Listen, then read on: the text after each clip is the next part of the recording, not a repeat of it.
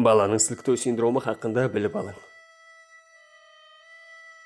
Баланы silkiw синдромы, shekemgi синдромы. Бұл кіші жастағы әсіресе 2 жасқа шекемгі болған балаларда күшті silkiw ақыбетінде жүзеге келетін ауыр ми жарақаты.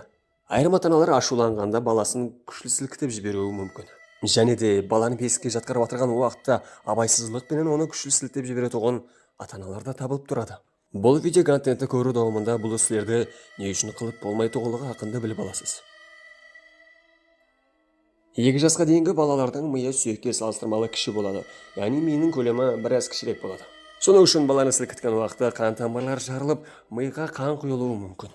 Shekemgi синдромы себеплі көрлік, тұтқандық, яғни эпилепсия, ақыл һәм физикалық жақтан рауажанудан артта қалу. Әттекі өлім жағдайлары да ұшырап тұруы мүмкін.